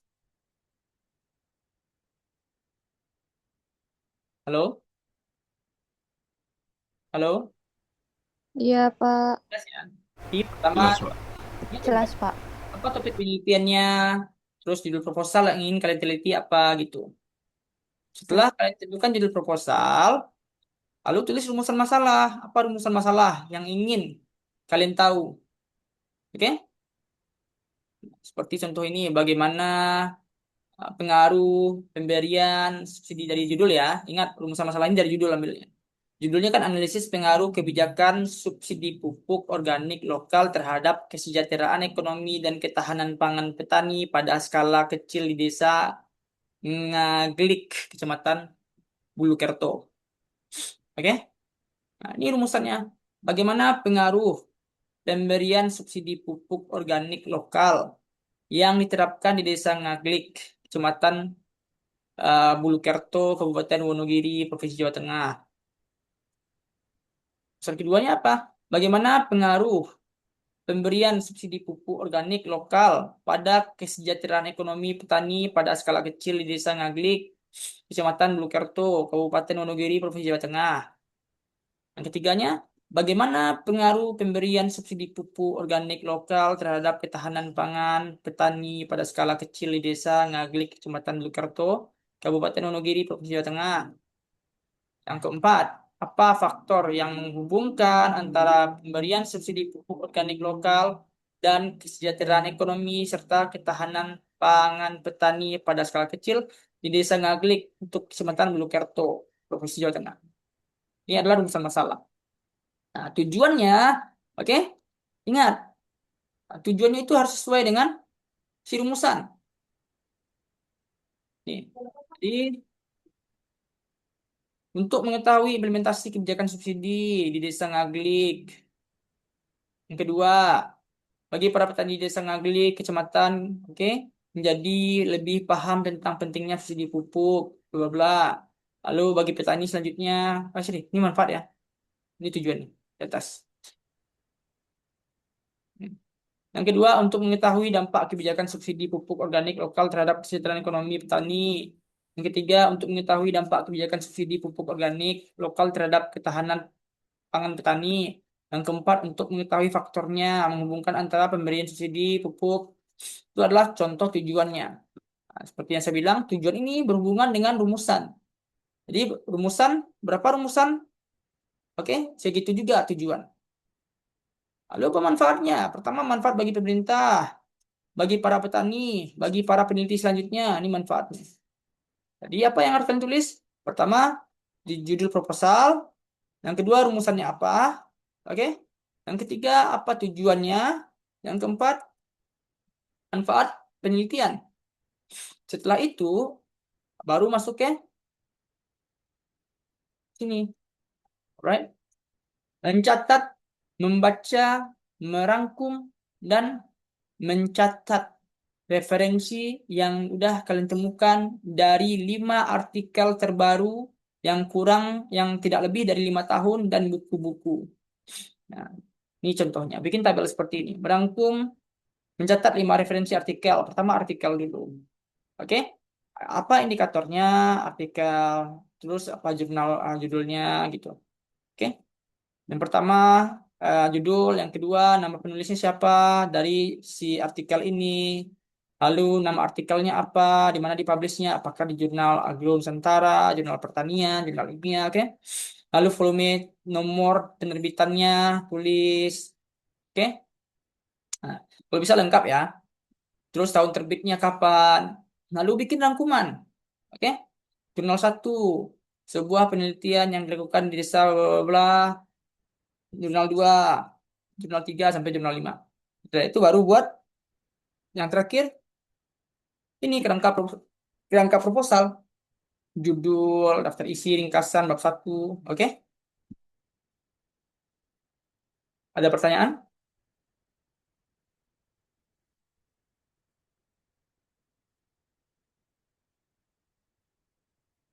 Apakah ada lagi pertanyaan?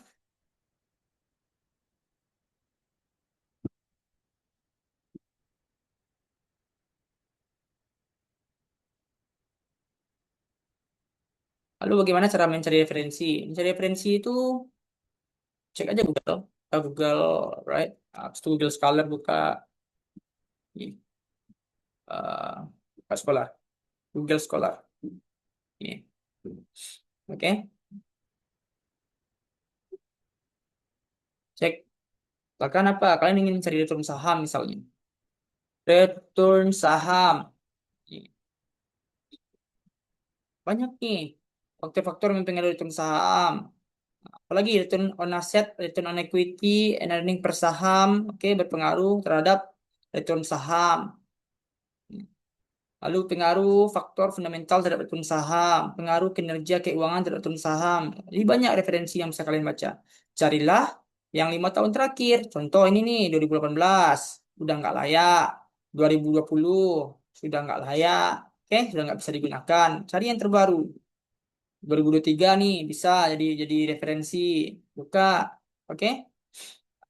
Buka si artikel jurnalnya. Lihat di sini kan ada ini nama jurnalnya, Jurnal Dharma Agung, ya kan? Ini kodenya, ya kan? Ini copy saja. Tinggal di copy tahun terbitnya 2006, oke? Nah, ini volumenya, oke? Lu download kalau ingin tahu isinya, download. Lihat apa yang dibahas gitu. Ini abstraknya. Shares of public companies are capital commodities that have high risk, because they are vulnerable to domestic and international changes. Ada Indonesia di bawah. Saham perusahaan publik menerapkan komoditas modal yang memiliki risiko tinggi karena rentan terhadap perubahan domestik dan internasional, seperti penggeseran kondisi politik dan ekonomi. Metode dalam artikel ini adalah metode kualitatif katanya. Nah, ini menggunakan kualitatif ya, bukan kuanti tapi kuali. Dengan studi literatur atau library research, berarti dia hanya menggunakan literatur review, oke? Dan research library untuk datanya. Tujuan dari artikel ini adalah menganalisis teori-teori yang ada dengan melihat perbandingan pada teori sebelumnya pada literatur hasil penelitian. Nah, hasil dari literatur review ini adalah return on asset equity atau ROE berpengaruh positif terhadap return saham, oke? Lalu net profit margin berpengaruh terhadap positif terhadap return saham. Ini yang ditelitinya. Dan juga bisa lihat kesimpulannya gitu. Selain abstrak, kalian juga baca kesimpulan. Ini kesimpulannya. Berdasarkan pemaparan di atas, maka kesimpulan dapat adalah return on equity, ROE berpengaruh pada return saham. Net profit, NPM berpengaruh pada return saham. Oke? Itu contohnya. Tapi ini artikelnya masih ini ya, masih lemah. Oke, tapi bisa dijadikan referensi. Cari lagi yang terbaru. Nah, 2021. Oke, bisa jadikan referensi. Nah, buka, cek lagi.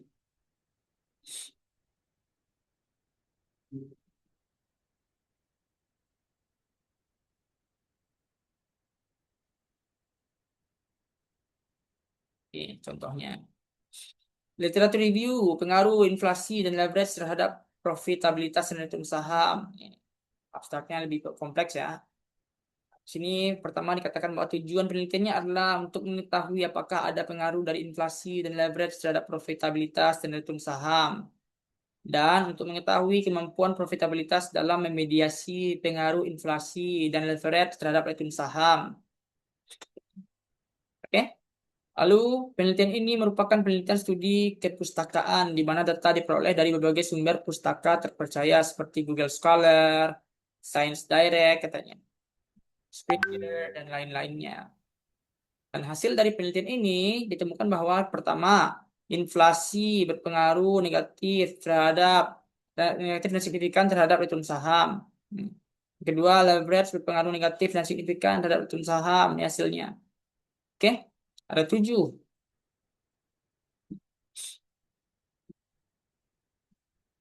Jadi itu caranya untuk menemukan referensi.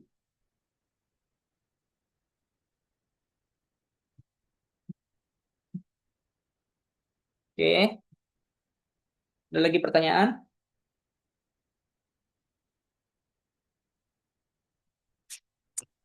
Izin Pak, saya mau bertanya untuk tugas satu, berarti kita maksimal besok ya Pak untuk dikumpulinnya? Iya, besok. Besok. Terima kasih Pak. Ya, sama-sama. Ada lagi?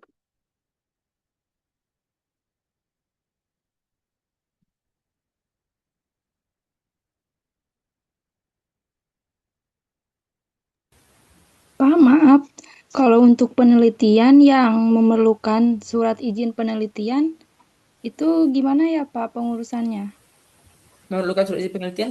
Maksudnya gimana?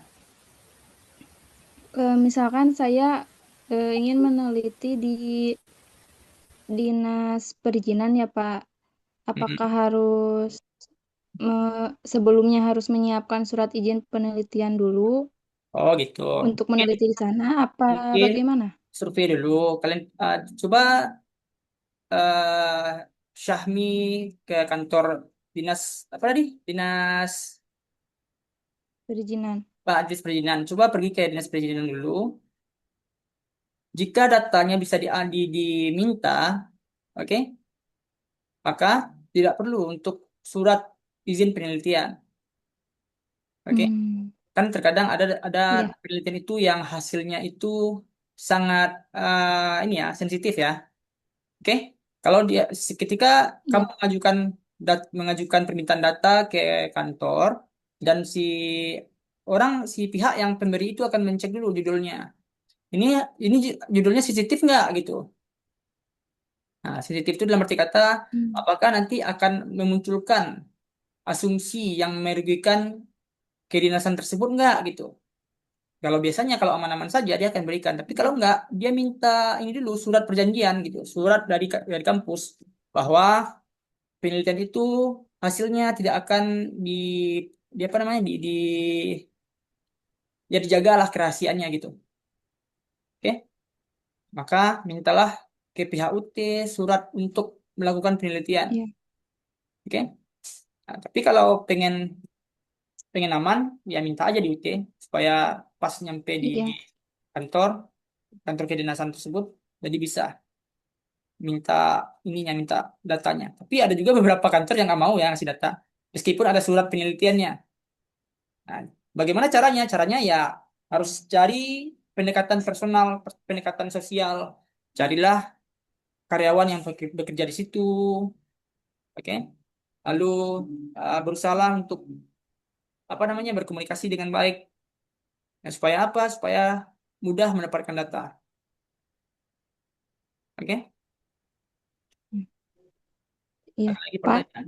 satu lagi Pak, Ya, eh, di tugas satu ini yang buat untuk judul, apakah sudah itu bisa dikatakan fix Pak untuk oh judulnya? enggak. Apakah ada revisi lagi?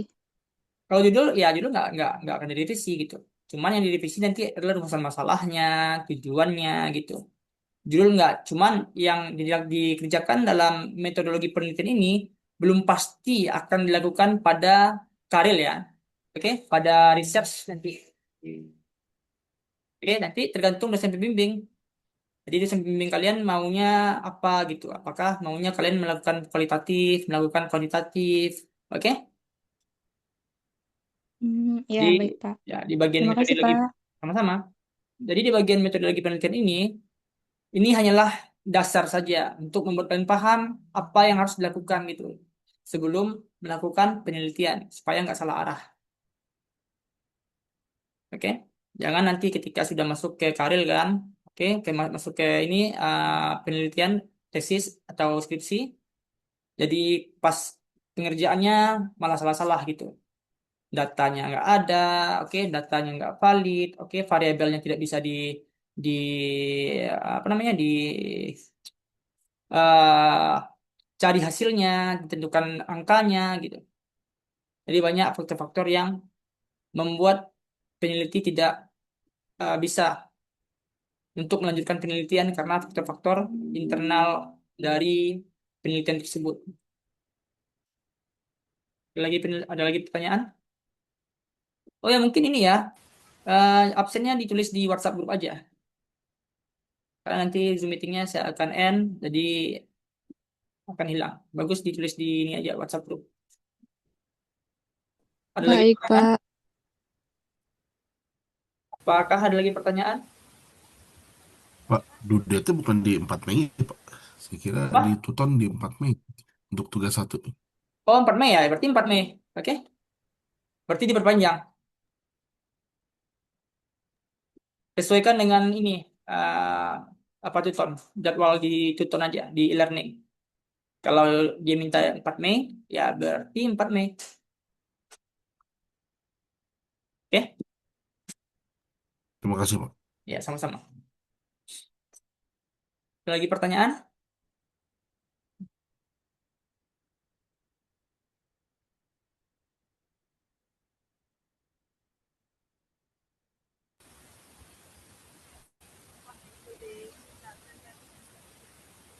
Halo Ninda, suaranya nggak jelas. Halo, halo, ya, Bisa minta template tugas satunya, Pak? apa? Template tugas satu. Nggak, coba ketik typing di chat box. Suaranya nggak jelas. Ya, your voice is very small, nggak jelas. Coba ketik di ini di chat box, Zoom chat. Bisa minta template juga satu, Pak. Oke, nanti saya kirim ya. Nanti saya share di WhatsApp group. Oke, ada lagi pertanyaan?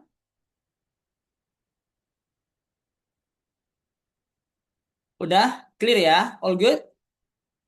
Ya, kalau nggak ada lagi pertanyaan, berarti saya end meeting hari ini. Baiklah, adik-adik mahasiswa semua, terima kasih telah menghadiri web 1 ya, tentang uh, cara menentukan topik, oke, untuk melakukan penelitian. Baiklah, sekian dari pertemuan hari ini. Kalau ada pertanyaan lebih lanjut, ya mungkin bisa send message di apa aja ya, di WhatsApp aja ya. Oke? Kalau ada yang kurang paham atau ada yang masih ambigu dengan penjelasan hari ini, gitu. Atau ada yang tidak mengikuti perkuliahan, dia hadir tapi nggak fokus mendengarkan. Baiklah, cukup sekian dari pertemuan hari ini. Jika ada hal yang perlu dipertanyakan lagi, ya silakan via WA saja nanti. Assalamualaikum warahmatullahi wabarakatuh. Selamat bertugas dan tetap semangat untuk adik mahasiswa semua. Waalaikumsalam. Terima kasih, Pak. Ya, Waalaikumsalam, terima kasih, Pak. sama-sama. Waalaikumsalam, terima kasih Pak. Sama-sama.